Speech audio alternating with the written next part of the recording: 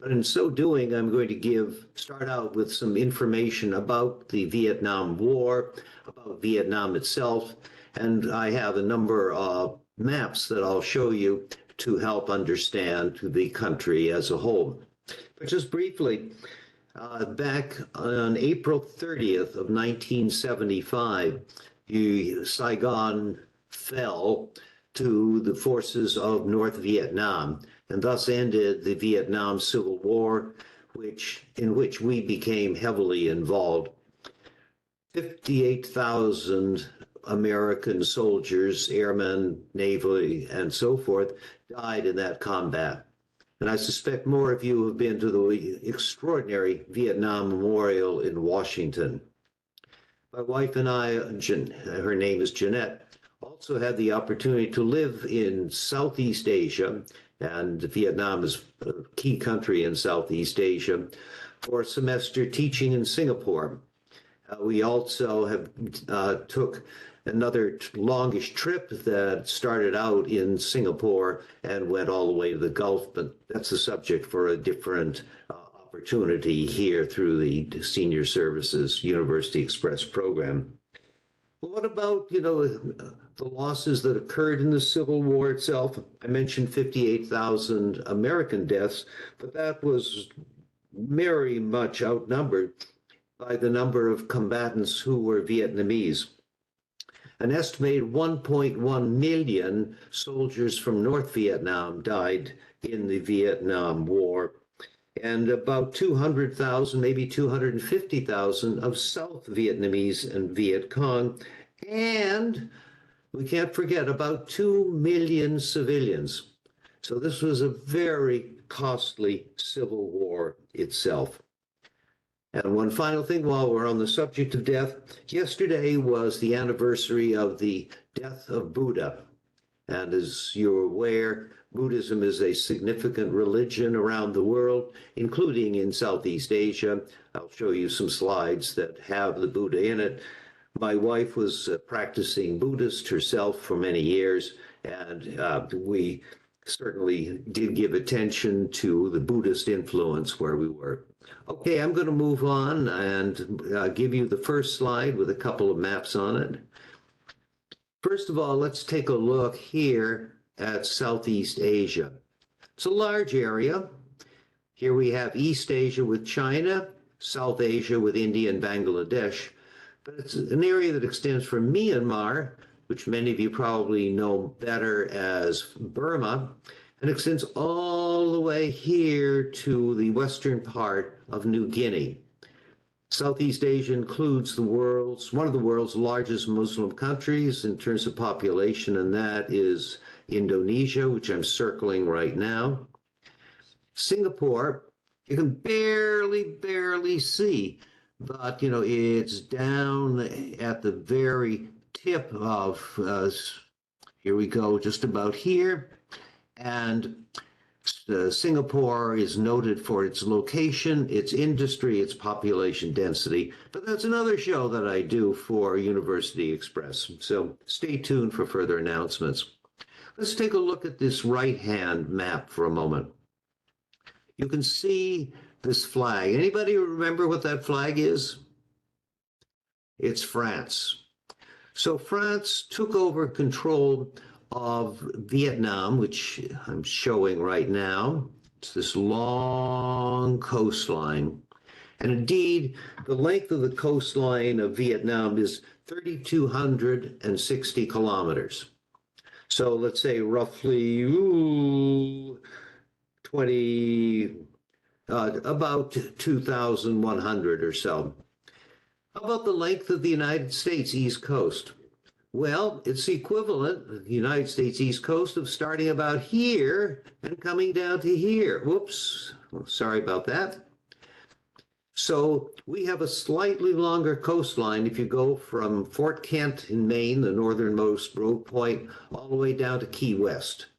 So think of the United States and Vietnam as having roughly equivalent coastlines along the east. And think of the United States also as having mountains when you move west. And right now, the mountains to the west of me are the Berkshire Mountains, because I'm speaking to you from Boston, Massachusetts. And of course, many of you have traveled westward and have encountered the Rocky Mountains or the Sierra Nevada. So this rocky ridge here is the borderline. It's also the watershed. To the east, in other words, going this way, are rivers like the Red River up here in Vietnam.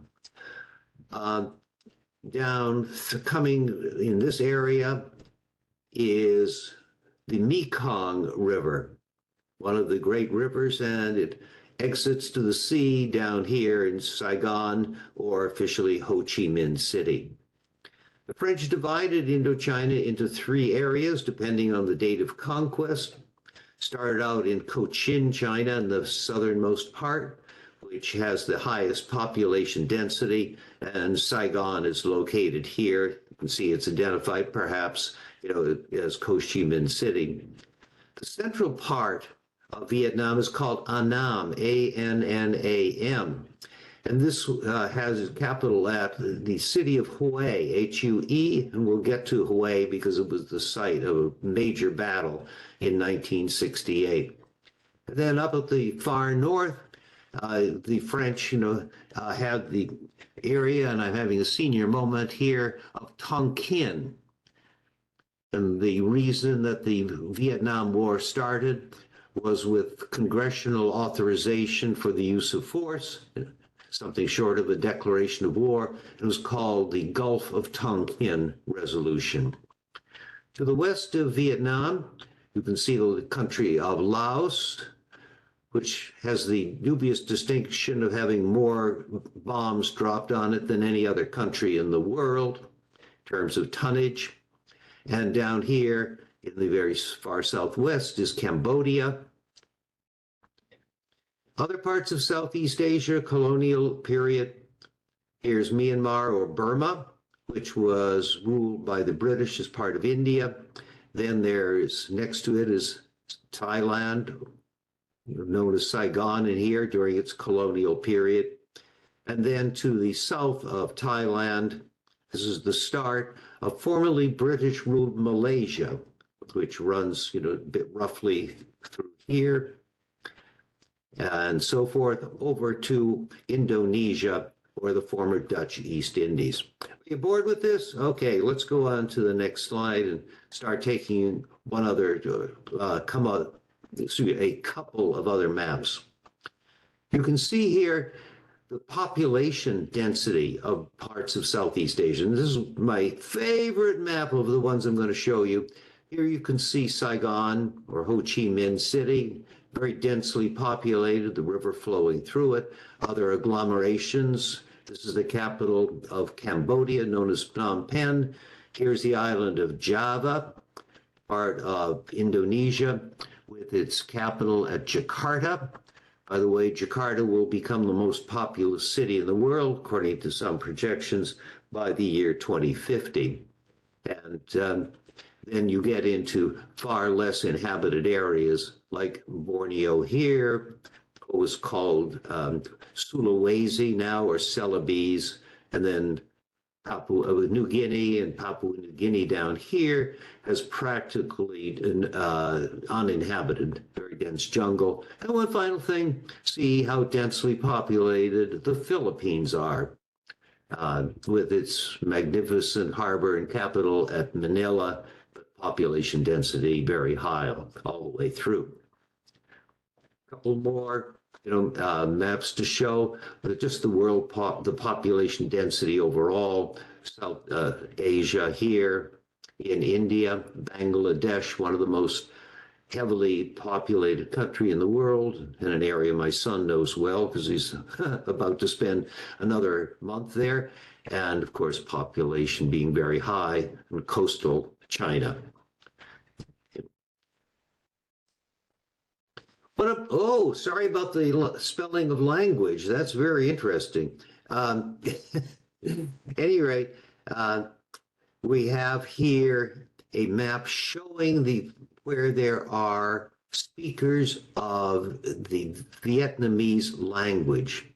It's about 85% of the population speaks Kin or Viet.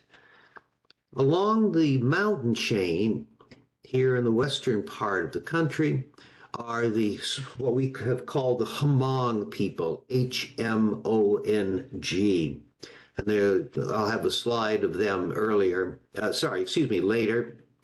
And in terms of what the terrain is like, well, there are mountains along the boundary with Vietnam, between Vietnam and Laos, and continuing on down here with the Mekong River. This is very flat. It's subtropical, incredibly warm and humid in the summer. It has a monsoon up in the north with a rainy season that runs May to September. My wife and I were wise, being very strong Western New Yorkers. I spent 56 years living in the Buffalo area. We felt very much, at home, more in the north. But when we were there in Vietnam, it was January, and we missed a few snowstorms. Okay. Vietnam has become one of the world's major coffee growers and pretty much concentrated in the highlands, as you can see here. This is another map just showing coffee production generally. And we, I think, are done with the slides, so let's go to the Mekong River itself. This is very close to Saigon. And what you can see here are houseboats in the background and residential units, houseboat here. And look at these really interesting, practically round boats. They're called coracles. And you find the same type of coracle in, of all places, Ireland. Now, these are the traditional fishing boats for Ireland and Wales, but also used in Vietnam. Vietnam produces some of the much of the world's shrimp along the coastline in the south. Again, it's low, heavily rained upon, and fish pens and shrimp pens have been set up, causing local pollution, but providing a great deal of food for the population in terms of protein and also significant exports. And I should add that since 1986, Vietnam has moved increasingly toward capitalist system of government, but it's within a pretty rigid framework of control by the Communist Party of Vietnam. And I should add that this is an aging authoritarian system, but there are many pressures for change. Now, a couple of slides about the war itself, and I'd like to start with the so-called Cu Chi tunnels. The Cu Chi tunnels existed very close to the Tan Son Nhut Air Base, also near Saigon. And literally, the Vietnamese became extraordinary engineers in building tunnels that enabled their soldiers. And here we have the soldiers, from actually police trainees who are looking at my camera, and one of the things that I had brought along, I forget what sort of trinket it was, but it was something that they did not have in Vietnam. These are very proud cadets. But why did I emphasize the tunnels? Well, this was a mechanism of war. So let's take a look. See this police trainee disappearing underneath the leaf clutter. And take a look at the size of the tunnel to get in. There were 14 people in the trip group that Jeanette and I joined. I was the only one that conquered enough, the phobia of being in a very small, confined space to fit into this really tiny entrance and then go along stooped over for about 100 feet or more. And these tunnels went indeed under Saigon or Ho Chi Minh City itself. It was hiding spots. It was like super trench warfare, but surprise when you come up in the land of area of what persons you were fighting. And the Vietnamese also engineered these tunnels so the entrances to some of them were actually underwater. They were able to cook and make sure that the aromas and the smoke from the fires, was dispersed. So American or South Vietnamese soldiers could not just sniff out the location of the Viet Cong and North Vietnamese. Let's go to the next slide. In the north, this is Hanoi, there is a history of the military museum which commemorates major events of what is called there the American War. The Vietnamese don't call the war the Vietnam War. No, it was their war of national unification, but conveniently it's also called the American War. So this is a display. Says in French, peace in Vietnam. And you can see somebody for peace, showing the flag of Vietnam. And these are various pictures in this military history museum. I should add that one of the places that we visited was actually a jail cell where John McCain was imprisoned in solitary for several years. John McCain, recall, candidate for president in 2008 against former President Barack Obama. This unpossessing, presentation commemorates something very important, which we'll get to a little later. It's the martyrdom of Buddhist monks by burning themselves to death. That was extraordinary, but it was a way of mobilizing people who, by their religious practices, were pacifists. But in reality, they became part of a war for national unification. So let's take a look at some of the vibrant life, of the cities. And I do so by looking at the Hondas. Now, in Vietnam right now, the word Honda simply means, a motorbike.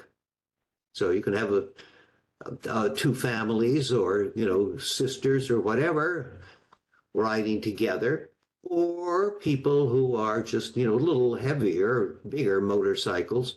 But the Hondas, you literally can have a Honda, a Kawasaki Honda, or you name the brand. But they're there in Vietnam, the Hondas. Now, I've stressed the mountainous areas on the western part of Vietnam along the border with Laos. And the French, during the colonial period, retreated from the capital at Hanoi and instead went up to the city of Dalat in the mountains. And here's the railroad station, because there was and still remains a narrow gauge railroad that served Dalat from the coast. And here at the right is one of the nicer villas that was built for French colonial officials. And during the Vietnam War, or the American War, both sides agreed not to attack Dalat because it was an area where, for example, when the Viet Cong were in control of the general area, this was the headquarters for the Viet Cong and the Communist Party of Vietnam. During the period when the South Vietnamese were dominating this area, this was, headquarters for the various South Vietnamese generals. So, area that was regarded as neutral. Here is the post office, and it looks very European, and deliberately so. But here you can get a vista from close to Dalat, as we in our bus for the group will be heading down this mountainous slope to get to the seacoast. With plenty of hills in the background, it was a tortuous way down, but it's part and parcel of why the colonial power, namely France, would have its citizens come up to this area in the very hot Southeast Asian summer. So I mentioned earlier that capitalism was coming. Here is an example of a photo shoot that was set up in the train station when we were there. And I I think that young woman didn't mind vamping a little bit, and the cool dude in the center is getting some attention from the woman at the left, as you can see. And of course, one member of our group was quite willing to chat up the young ladies. That's what happens, I guess. Okay, let's move on to the next slide. And here we have Buddha. Now, as I mentioned earlier, my wife is a practicing Buddhist of the Zen variety. And when we came to Vietnam, we made sure to visit and to see as many pagodas that were housed major Buddhist statues, or to have something like this huge Buddha that's at the pagoda called Long Son, and it's in the city of Nha Trang. But note here the marks on the feet. This represents, if you will, the way in which Buddha sprang into the ultimate stage of life, which is total extinction. I couldn't help but thinking that this notion of the Buddha taking flight in some ways is similar to why Jerusalem is a holy city to Muslims, because part of the traditional beliefs in Islam is that Muhammad, the prophet, ascended into heaven from Jerusalem, from top of the Temple Mount. And so that's one of the reasons that it's such a contested area religiously. But anyway, we're talking more about Buddhism. And this, where do these feet, where are they? Well, in the next slide, you can see the feet are down there. But here is the serene Buddha presented in the usual fashion, which is with the eternal sleep. And here are Buddhist monks and lay people. These are the monks in the saffron robes, the orange. And the service itself, there would be a reading in sacred language, often in Pali. Here we have a young Buddhist nun. She is in training. I'll have some more pictures of where she is working shortly. But this is a monastery that's linked up to an orphanage. She is one of the workers in the orphanage, while he is the major priest, the leader of worship here, in this particular monastery. Let's go on to the next, and here we're going to have a significant contrast in this picture that I downloaded from the internet. Remember that picture of the person with fire around him? Well, this is real fire. And here you can see the onlookers, including many people who are, like themselves, perhaps helping out. You can see the can of gasoline that was poured over this man, and here he is just sitting while gasoline at hundreds of degrees of temperature is killing him.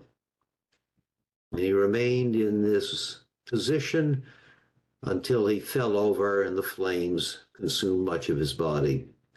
What an extraordinary way of committing suicide, but showing your ultimate political and religious consummation.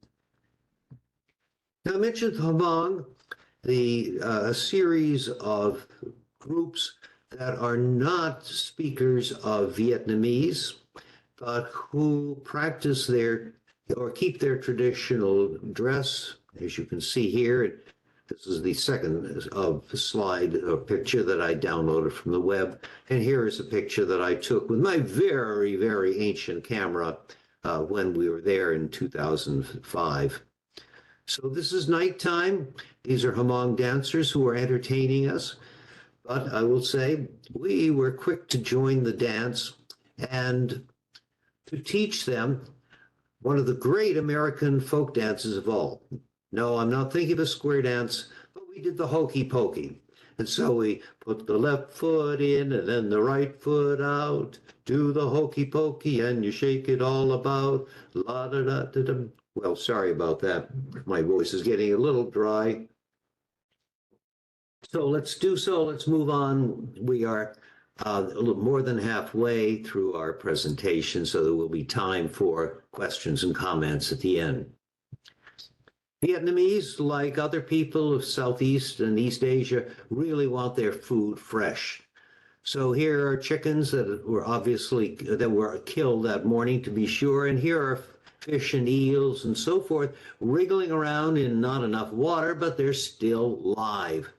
So you buy your fish, you can have it decapitated directly, by the server. As you can see here, she's reaching in for, who knows, those may be crabs, but they look like, fish to me. And you are guaranteed to have some good fresh fish, along the way. Now, we in Buffalo love eating chicken wings, but as you can see, there's a little more to the chicken than we usually see in the shelves of Wegmans and so forth, Tops. So when you buy chicken, you take care of the head and the neck, and of course the neck's got some meat on it. And when we lived in Singapore, I, being an adventuresome eater, discovered the joys of chicken feet. Well, I will say they're like chicken wings, but you have a lot less bang for the buck, if you will.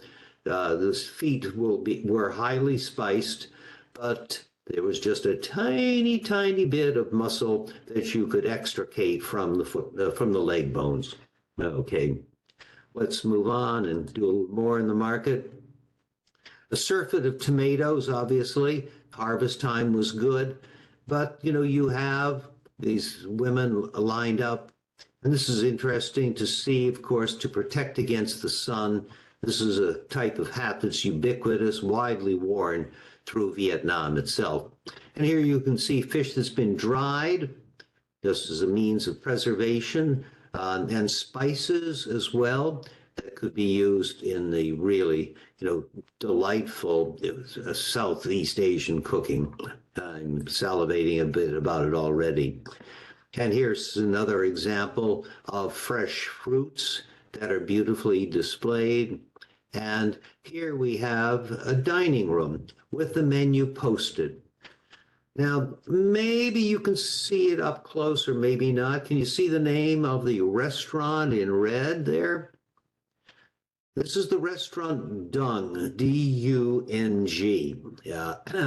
It has a different meaning, I hasten to add, in Vietnamese than it does in English. Now here we have some interesting examples of traditional farming, and I'll get some modern farming in a moment. But here you have farmers who are busy planting rice. Now these are seedlings that may be 3 or 4 inches high in a very flat area. You can see an area that has been flooded by the building of small dikes along the way. Let me go back, sorry, did the wrong thing. By the building of dikes, and there are weirs that will let water in and out. And in plowing, oxen would be used, or bullocks. So these are bullocks that have been castrated, powerful, docile, relatively speaking. And then you can see the paddies for rice in the background. PADI is the word throughout Southeast Asia for rice, and we have adopted it into English as being PADDY. So we make it paddy rice, and when that's like to a Southeast Asian saying, oh, rice. At any rate, you possibly can see that these are at different levels, just, difference of maybe a foot or less. And in the background here, something modern, a tractor. So things are really changing, as I've mentioned. You can see the tractor again, and here we have, an area where the rice has grown somewhat. Still a lot more to come. Here's the coastline, and here you have a traditional fishing boat, very much like ones that I saw in Africa, and that's yet another show. But, here you have a pond where shrimp were being raised, and as I said, many, many more are in store for the coastline. Now, one of the things that Vietnam is known for are its paper lanterns, which are made over a very light wood framework, You can get them in collapsed form, take them home, and have beautiful display lights like this. We came home with 6 of them.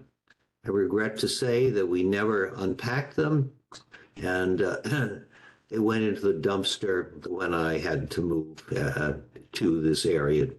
So let's go on to the next, leaving the paper napkin. But here we have the arrival of development. So this type of pump for gas is disappearing, but it's there. And I couldn't help taking a picture of this in comparison with this modern tractor, with the place where limestone is being excavated, likely to make cement and concrete. And here, a cemetery out in the middle of this plowed field, but a burial spot for the men and some women who fell during the Vietnam or American War. Let's go back to the orphanage. We'll see the same done here, but here are the orphans themselves getting their nutrition. As I mentioned, this was 2005. If we had gone back to that area several years earlier, after the Vietnam War had ended, it's quite likely that many of those orphans would have been people or kids who were biracial, or who had American parents on one side and Vietnamese on the other. And I regret to say that that mixed heritage that some had, particularly for Black American GIs and Vietnamese mothers, their children faced discrimination. It was very difficult. And here we have a poster that I enjoyed taking because here in Vietnamese it says industrial wisdom. Well, again, a sign of this desire to move into the modern capitalist world. And of course, this being a religious order, there was this picture which we've seen before, but I wanted to show that this temple was attached to the orphanage itself. Here is a person of lower rank. He's an ordinary monk as opposed to the higher rank man there. But here we have the altar with the Buddha at the top and the various bodhisattvas next to him. Now, I mentioned Hue, which some of you may recall was in the very central part of Vietnam, the section called Annam. This was where the emperor of Vietnam existed. Now, I should add that Vietnam had an imperial system until the well into the Vietnam War itself, with an emperor, and an emperor who was given significant support by the United States. This is the gate to the imperial grounds. Now, this system of governing with an emperor at the top was deliberate. Vietnam, especially in the north, was and is highly influenced by China. And so I should mention that Vietnam achieved its independence from China in the year 939. In other words, well, you can do the math. It's 21, it's a long, long time ago. It's more than a millennium. So this, in the style of China, and in the style of China with the dragon as the symbol of power, this is the gate to the imperial palace, which was shot up during the war. Here is the wall around the palace, where this space, probably just done by direct artillery, maybe a tank attacked through. And here is a bronze water vessel with bullet scars on it in various places. Let's take a look at the happy Vietnamese. I can just imagine what these women, maybe 70 to 80 years of age, what they've lived through. Perhaps some time as under the French colonial system, sometime during the war for Vietnam's reunification, and then the peace and demands that came thereafter. And here's an example of the use of what we see as propaganda, the important role of the Communist Party. Here's that old symbol that you may remember from the days of the Soviet Union, but in kind of socialist, realist graphics, showing happy but industrious and working people, really important. And here's something that I am intrigued by as a fan of railroads. This is the narrow gauge railroad that was constructed by France during the 1930s. Went all the way from the far north, from the Chinese border, and the Chinese border is just a little beyond here. But why this third rail? Now, this is not an electrified third rail like Metro in New York or here in Boston, but this is to accommodate Chinese gauge freight wagons. And the freight cars would come during the Vietnam War to help supply the Viet Cong and the North Vietnamese army as it fought against the Americans, South Vietnamese. Well, here's delivery not on a Honda, but of these incredibly heavy porcelain basins. And more than a few times when we were in the city, I saw delivery men pumping as hard as they could on bicycles with loads as heavy as that. And here is an urban background, but, agriculture. And here, some hay that has been reaped there, being protected from the rains. Moving on. Now here's a series of pottery kilns with the pots that have been made. And in the same city, there were these intriguing, what the heck are they? They look like screens.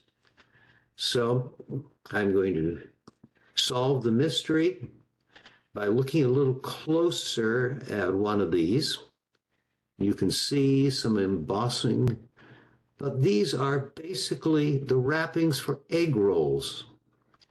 And so here's my wife, Jeanette, and she is preparing one of these wrappers by spreading the rice flour evenly on a hot griddle.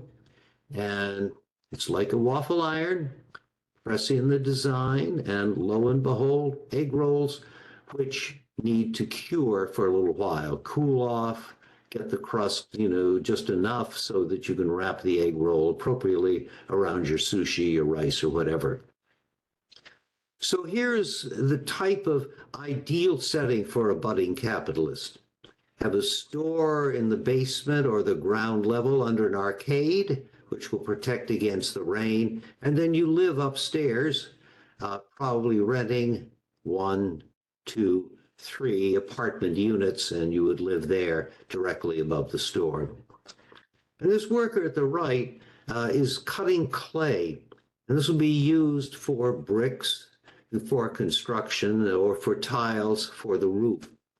It's really just intriguing. And speaking of tiles and pottery and so forth, well, let's look at the toll of war. Again, all of these tombs close to, they usually have pictures of the individual soldier, his or her dates of birth and of death, and often flowers.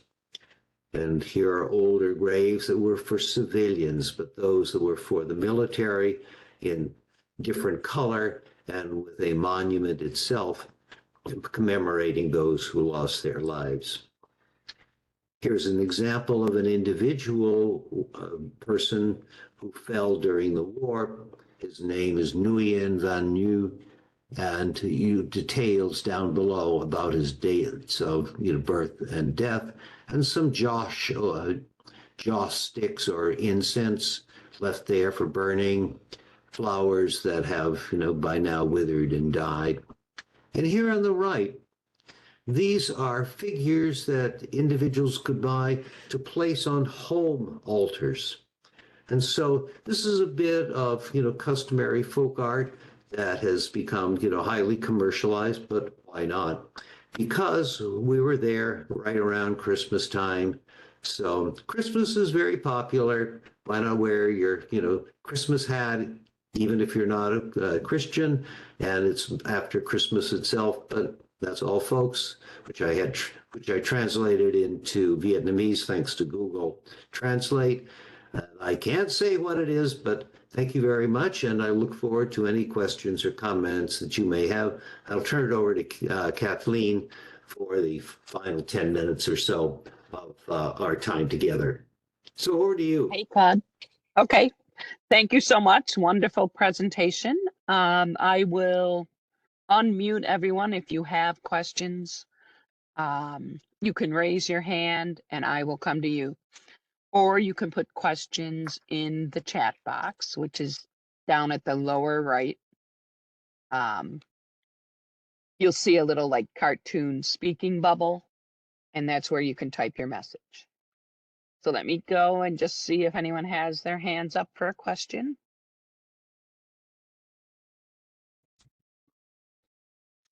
Or if you just put in the chat box that you have a question, then I can unmute you.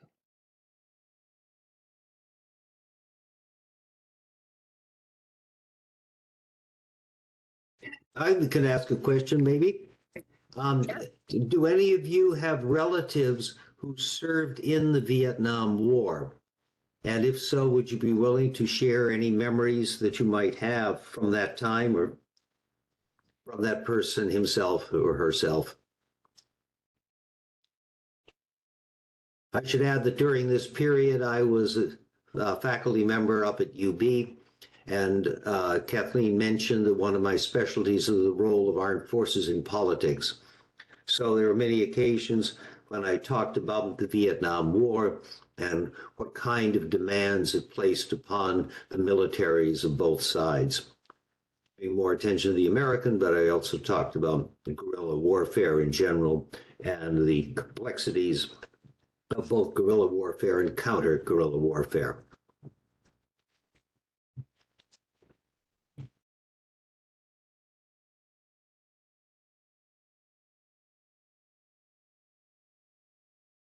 Come on, folks. Okay. Hey, I wanted to see if you're as active as my students at UB. Come on, let's hear it for Erie County. Well, you had a very thorough presentation here, Claude. Okay. Let's give it another 2 minutes and then we'll have to sign off. Sure. And just so the panelists know, at the very bottom, there's a hand. Let me turn on my video. There's a hand that looks like this. And if you click on that, that's how you raise your hand. It's either at the very bottom of your screen or it might be up at the top, depending on your page setup. Anyone want to practice with the hand raising? And in the interim, Kathleen, would you like to tell about our next opportunity coming up in June? That is the Israel. Is that Israel, George, or Claude? Yes. I don't have that sheet in front of me, but you can say a few words about it. Sure. I don't recall the date, but it's on Thursday in June, and I think it may be around June 8th. If that's a correct Thursday. It will also be at 10:30 in the morning. We'll be using the same software. It's called WebEx. It's like Zoom, which some of you may also know. It's pretty easy to use once you get used to it. Yeah. And I strongly encourage participation in all the presentations I make, the courtesy of the Erie County Department of Senior Services and its sponsors of this program. All right, let me just look up the next class.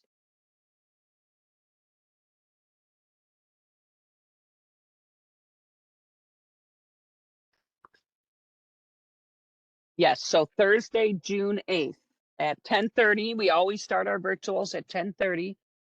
And Claude will be talking about traveling to the Holy Land, modern and historic Israel. And again, he'll fill this with photos that he himself took on his travels. That's And I should always a nice add that addition. all of these pictures are publicly available through the University at Buffalo Digital Library. I did mention two slides or two images that I downloaded from the web, but otherwise everything is from my own camera. Did I see a hand appear briefly? That was me, Claude. I was Okay. testing something out. So, okay. Well, thanks for joining us. We will be looking forward to Claude's next presentation, and anyone attending today can join our virtual sessions throughout this semester.